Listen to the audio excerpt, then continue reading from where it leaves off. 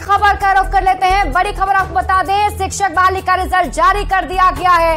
Primary भर्ती परीक्षा का रिजल्ट जारी हो गया है। न्यूज 18 बिहार झारखंड की खबर पर मुहर लग गई है। प्राइमरी परीक्षा का रिजल्ट जारी कर दिया गया है। हमने पहले ही आपको बताया था कि आज प्राइमरी का रिजल्ट जारी किया जा सकता है। और देखिए, कक्षा 1 से 5वीं तक का रिजल्ट जारी हो गया है, जिसमें 62,653 अभ्यर्थी सफल हो गए हैं। यानी ये प्राइमरी का रिजल्ट हम आपको बता रहे हैं। हमने पहले ही आपको बताया था कि आज शाम यानी आज रात होते होते रिजल्ट वेबसाइट पर अपलोड कर दी जाएगी और बीपीएससी ने रिजल्ट जारी कर दिया है। रजनीश हमारे सहयोगी अधिक जानकारी के साथ जुड़े हुए हैं। रजनीश, न्यूज 18 ने जो खबर चलाई, जो हमने बताया कि आज रिजल्ट जारी होगा, तो आज रिजल्ट जारी और क्या कुछ अपडेट? बिल्कुल शिप्रा, देखिए न्यूज 18 ने पहले ही कहा था, क्योंकि अतुल प्रसाद ने प्रेस कॉन्फ्रेंस के जरिए कहा था कि दुर्गा पूजा तक हम रिजल्ट जारी करेंगे, लेकिन न्यूज 18 ने एक्सक्लूसिव जानकारी दी थी कि आज ही रात तक बीपीएससी रिजल्ट जारी करेगा। यानी जिस बात का संशय था कि प्राइमरी का रिजल्ट जारी होगा या नहीं, न्यूज 18 ने उस संशय को दूर किया और आखिरकार रिजल्ट आ गया है। कुल 72,419 अभ्यर्थी जो है सफल हुए हैं। जो डीएलएड का रिजल्ट जारी किया गया है, बता दें आपको कि परीक्षा बीएड अभ्यर्थी और डीएलएड अभ्यर्थी दोनों ने दिया था। 3,80,000 के आसपास जो बीएड अभ्यर्थी हैं वो शामिल हुए थे और लगभग 3,70,000 जो डीएलएड अभ्यर्थी हैं वो शामिल हुए थे। 79,000 से ज्यादा पदों पर वैकेंसी निकली थी। लेकिन जो रिजल्ट जारी हुआ है, क्योंकि मामला सुप्रीम कोर्ट में है, इसलिए सुप्रीम कोर्ट ने बीएड के रिजल्ट पर रोक लगा रखी थी। ऐसे में बीपीएससी ने अब सिर्फ और सिर्फ डीएलएड का रिजल्ट जारी कर दिया है। अब डीएलएड जो अभ्यर्थी सफल हुए हैं उनमें सबसे पहले सामान्य हिंदी का जो रिजल्ट जारी हुआ उसमें 62,000 से अधिक रिजल्ट आया है और बाकी उर्दू और बांग्ला मिलाकर 72,419 अभ्यर्थी सफल हुए हैं। यानी आप समझ सकते हैं 90% से ज्यादा जो अभ्यर्थी हैं वो सफल हुए हैं। अब सीधे इनका जो है अलग अलग जिले जो है आवंटित किए जाएंगे और वहां पर ये वेरिफिकेशन। मेरा सवाल यही था कि जिस तरीके से अभी उच्च माध्यमिक के रिजल्ट पर हमने बात की, उच्च माध्यमिक रिजल्ट में वैकेंसी खाली रह गई, इस रिजल्ट में किस तरीके से आप देख पा रहे हैं इस रिजल्ट को? देखिए, जो रिजल्ट का परसेंटेज है फिलहाल हम देख पा रहे हैं, बीएड वाले तो इसमें हालांकि नहीं शामिल हैं, लेकिन जो डीएलएड वाले हैं उसमें 90% से अधिक का रिजल्ट रहा है। ऐसे में सीटें जो है काफी कम संख्या में खाली हुई है। तकरीबन 7,000 जो है सीटें लगभग खाली हुई है। ये सीटें जो है अगली बहाली में अब मर्ज कर दी जाएंगी। तो कुल मिलाकर ये कहें कि जो कट ऑफ तक अगर फुलफिल किए हैं जो अभ्यर्थी, वो पास कर गए हैं, वो अब शिक्षक बन सकेंगे। दूसरे चरण की जो बहाली होगी उसमें बची हुई रिक्तियां जो है ऐड होगी, उसके बाद जो है फिर से नई बहाली होगी। लेकिन फिलहाल आज की रात जो शिक्षक अभ्यर्थी हैं, खासकर प्राइमरी वाले, उनके लिए सुकून की रात होगी, क्योंकि लगातार पिछले 1.5 महीने से धड़कनें बढ़ी हुई थी कि परीक्षा दिए हैं, सुप्रीम कोर्ट ने रोक लगा रखी है, रिजल्ट आएगा कि नहीं, गुरुजी बने कि नहीं। लेकिन अब संशय खत्म हो गया, रिजल्ट आ गया शिप्रा, और कहीं ना कहीं जो हजारों की संख्या में जो तादाद है वो अभी देखने को मिल रहा है। जी रिजल्ट रजनीश, जैसे कि पहले भी जो रिजल्ट जारी किए गए थे उसके तुरंत ही बाद उन्हें नियुक्ति पत्र दे दिया गया था, इसको लेकर क्या कुछ प्रोसेस है प्राइमरी के लिए? देखिए, प्राइमरी को लेकर भी जो डेट जारी किया गया है, यानी जिले में अब इनका वेरिफिकेशन होगा, काउंसलिंग कराया जाएगा। जो जिला शिक्षा पदाधिकारी हैं वो अलग से होमवर्क करके तैयार हैं और जैसे ही उच्च माध्यमिक ठीक है रजनीश, आप इस पूरी खबर पर नजर बनाए रखिए। बहुत बहुत शुक्रिया तमाम जानकारी के लिए। और देखिए, बीपीएससी ने शिक्षक बहाली का रिजल्ट जारी कर दिया है।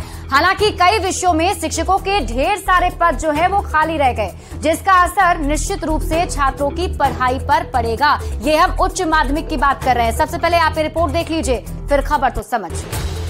रिजल्ट जारी हो गया।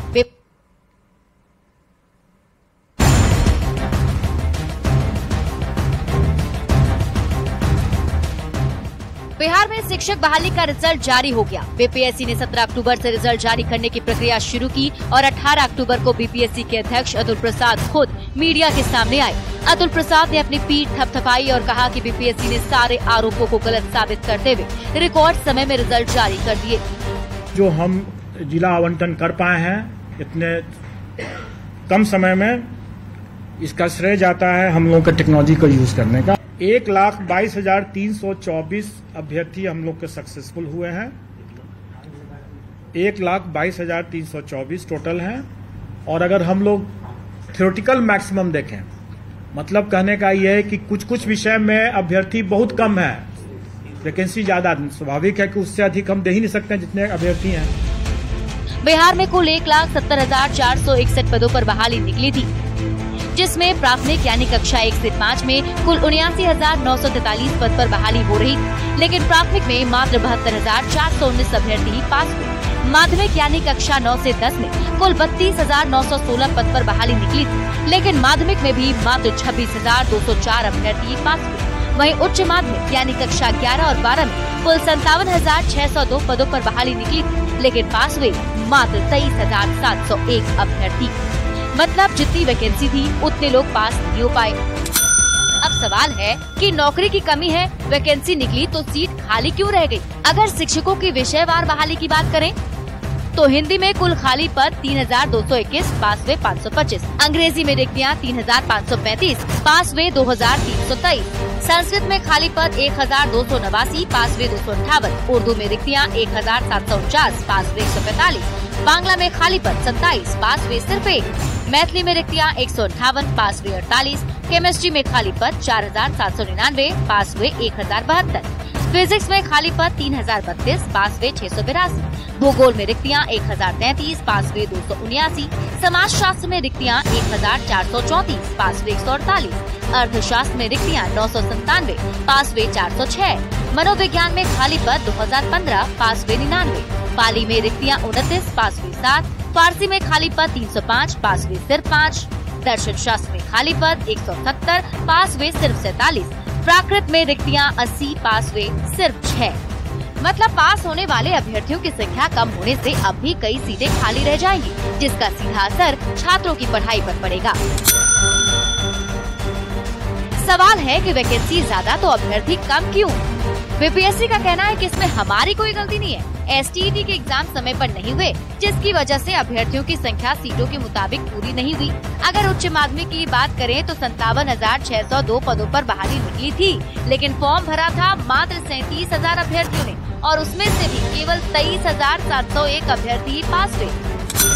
अब सवाल है कि समय समय पर एसटीईटी का एग्जाम क्यों नहीं हुआ? जब एसटीईटी पास करने वालों की संख्या कम थी तो वैकेंसी ज्यादा क्यों निकाली गई? वैकेंसी से पहले एसटीईटी की परीक्षा क्यों नहीं ली गई? ये कुछ ऐसे सवाल हैं जो शिक्षक बहाली के रिजल्ट जारी होने के बाद भी मुंह बाएं खड़े हैं। न्यूज़ 18 के लिए पटना से रजनीश कुमार की रिपोर्ट।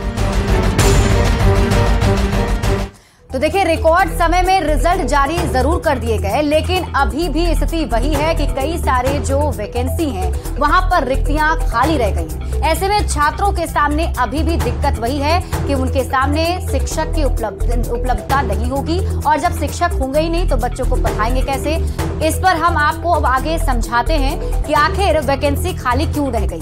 बिहार में शिक्षक बहाली का रिजल्ट जारी हुआ और कई विषयों में जितने पद खाली हैं उससे कम रिजल्ट निकले, और इसकी वजह है कि जरूरत के हिसाब से एसटीईटी पास अभ्यर्थी मिले ही नहीं।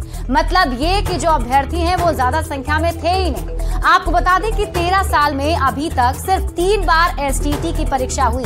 सबसे पहले 2011 में एसटीईटी की परीक्षा हुई थी, दूसरी बार 2019 में एसटीईटी की परीक्षा हुई। प्रश्न पत्र लीक होने के बाद परीक्षा रद्द कर दी गई। ऑनलाइन मोड में ये परीक्षा 2020 में हुई और तीसरी परीक्षा इस साल सितंबर में हुई। बीपीएससी की परीक्षा के बाद तीसरी परीक्षा हुई, जबकि उच्च माध्यमिक के लिए एसटीईटी अनिवार्य है। अब सवाल है कि नौकरी की कमी है, वैकेंसी निकली तो सीट खाली क्यों रह गई? वैकेंसी ज्यादा तो अभ्यर्थी कम क्यों हो गए? समय समय पर आखिर एसटीईटी का एग्जाम क्यों नहीं हुआ? क्योंकि एसटीईटी जो है वो एलिजिबिलिटी है, और उसके एग्जाम नहीं होने की वजह से अभ्यर्थी काफी कम थे। जब एसटीईटी पास करने वालों की संख्या कम थी तो वैकेंसी सरकार ने ज्यादा क्यों निकाली? अब वैकेंसी से पहले एसटीईटी की परीक्षा क्यों नहीं ली गई? वैकेंसी रह गई है खाली तो अब बच्चों की पढ़ाई कैसे होगी? सवाल ये भी है क्योंकि 11वीं और 12वीं में छात्रों का पलायन सबसे ज्यादा होता है। सरकार का क्या इरादा है? जब तक नियुक्ति नहीं हो जाती है तब तक क्या व्यवस्था की जाएगी, ये भी सरकार को बताना होगा। योग्य शिक्षक की बहाली में और आखिर कितनी देरी होगी और उच्च शिक्षा में बिहार के छात्र कहीं पीछे तो नहीं छूट जाएंगे। ये कुछ ऐसे सवाल हैं जो शिक्षक बहाली के रिजल्ट के बाद भी बरकरार हैं और शिक्षा विभाग को इस पर सोचना पड़ेगा, क्योंकि अभी भी शिक्षकों की कमी है। तो ऐसे में छात्र को शिक्षक कैसे पढ़ाएंगे? विषयवार अगर नहीं मिलेंगे शिक्षक तो कैसे पढ़ाई होगी?